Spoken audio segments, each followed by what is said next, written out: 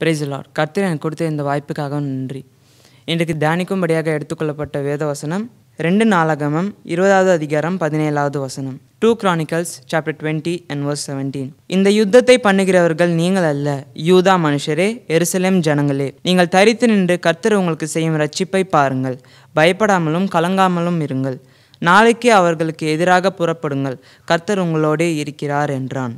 நாம் எல்லாரும் கண்களை மூடி ஒரு விசையாக ஆண்டவரை நோக்கி பார்ப்போம். இயேசுவே, இந்த நாளை எங்களுக்கு கொடுத்ததுக்காக நன்றி ஏசப்பா.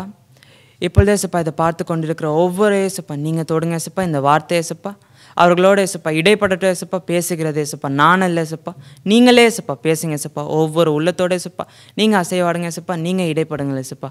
அவர்கள் எந்த மாதிரி சுச்சுவேஷனில் இருந்தாலும் ஏசப்பா நீங்கள் பேசுங்க ஏசப்பா. எல்லாவற்றையும் ஏசப்பா நீங்கள் அறிந்திருக்கிறீர் ஏசப்பா. உம்முடைய வார்த்தையை என்னோட நாவலில் போடுங்க. அடியனோட நாவை நீங்கள் தொடுங்க ஏசப்பா. இயேசுவின் நாமத்தில் பிதாவே, ஆமேன்.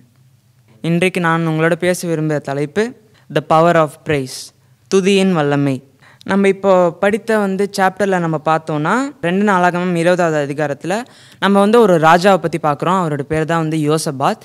இந்த சாப்டரில் என்ன நடக்குதுன்னா ஒரு நல்ல ஒரு இன்சிடென்ட் நடக்குது.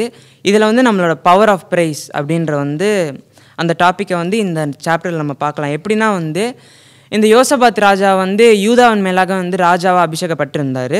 அவருக்கு எதிராக இந்த அதிகாரத்தில் 3 ராஜாக்கள் ஒன்றாக கூடி எழும்புறாங்க. அம்மோனியர், மோவாபியர், அதுக்கப்புறம் சேயீர் மலை தேசத்தார் 3 பேரும் ஒன்றாக கூடி இந்த யூதா பட்டணத்தை பிடிக்கிறதுக்காக அவங்க 3 பேரும் எழும்புறாங்க. அப்பொழுது இதை தெரிஞ்ச யோசபாத் ராஜா என்ன பண்ணுறாருன்னா, ஆண்டவருக்கு முன்பாக மண்டிட்டு ப்ரேயர் பண்ணுறாரு. அப்போ ஆண்டவர் அவர்கிட்ட என்ன சொல்கிறாருன்னா, அதுதான் 20வது அதிகாரத்தில் 17வது வசனத்தில் ஆண்டவர் சொல்கிறத நம்ம பார்க்குறோம். நீ இப்போது நாளைக்கு கர்த்தர் உங்களுக்கு ஜெயத்தை தருவார் என்று ஆண்டவர் அவர்கள் போய் சொல்கிறாரு.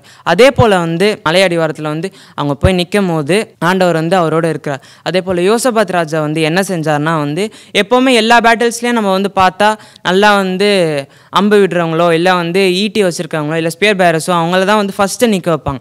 ஆனால் எல்லா பேட்டில்ஸையோட டிஃப்ரெண்ட்டாக இது ஒரு யூனிக்காக என்ன பண்ணுறாங்கன்னா, யோசபாத் ராஜா பாட்டு பாடுறாங்களே சங்கீதக்காரர்களை பிரைஸ் அண்ட் வர்ஷிப் லீடர்ஸை முன்னாடி எல்லாருக்கும் முன்பாக நிறுத்துறாரு. இந்த விஷயத்தில் நம்ம என்ன பார்க்கலன்னா யோசபாத் ராஜா பிரைஸ் அதுக்கு ஒரு ஃபஸ்ட்டு ப்ரிஃபரன்ஸ் கொடுக்குறாரு. அவரை ஃப்ளஷ் அண்ட் பிளட் இந்த மாதிரி போராடுறவங்கள யுத்தத்தில் ஃபஸ்ட்டு ப்ரிஃபரன்ஸ் கொடுக்காம இதுக்கு இந்த பாட்டு பாடுறவங்களுக்கு ஃபஸ்ட்டு ப்ரிஃபரன்ஸ் கொடுக்குறாரு.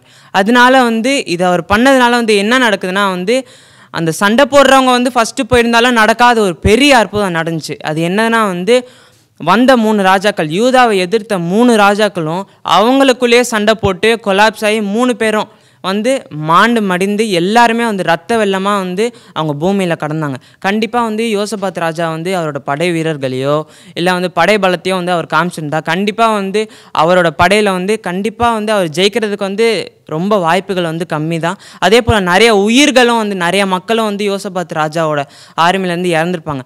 ஆனால் அவர் துதியை பயன்படுத்துறதுனால அவருக்கு ஆண்டவர் வெற்றியை கொடுத்தார். அதே போல் நம்மளோட வாழ்க்கையிலையும் எவ்வளோ கஷ்டங்கள் இருந்தாலும், எவ்வளோ சோதனைகள் வந்தாலும், எவ்வளோ வியாதிகள் இருந்தாலும் நம்ம துதிக்கும் போது ஆண்டவர் நம்மளுக்கு செய்த நன்மைகளையும் செய்ய போகிற நன்மைகளையும் நம்ம விசுவாசித்து துதிக்கும் போது ஆண்டவர் எப்பேற்பட்ட சூழ்நிலையாக இருந்தாலும் ஆண்டவர் நம்மளோட வாழ்க்கையில் மகிமையாக அவர் இடைப்படுவார். அதே போல் நம்ம பார்த்தோன்னா இந்த எரிகோ மதில் அந்த சம்பவம் எல்லாருக்குமே தெரியும். யோசுவா அந்த எரிகோ மதில் எப்படி மேற்கொண்டார் நம்ம பார்க்கலாம். எல்லாருமே என்ன யோசிச்சிருப்பாங்கன்னா, ஆண்டவர் என்ன இப்படி சொல்கிறாரு, நம்ம எல்லாருமே அடித்து உடச்சிட்டு போயிடலாம் அப்படின்னு நினைப்பாங்க. ஆனால் யோசுவா ஆண்டவர் சொன்ன விதமாக 7 நாட்கள் எரிகோ மதில சுற்றி துதித்து கொண்டே வந்தாங்க. அவங்க எந்த ஒரு சண்டையோ எந்த ஒரு ஆர்ப்பாட்டமும் பண்ணல. அந்த துதித்து கொண்டே 7 நாள் வந்தாங்க. 6 நாள் ஆயிட்டு. ஆனால் எந்த ஒரு அற்புதமும் நடக்கல.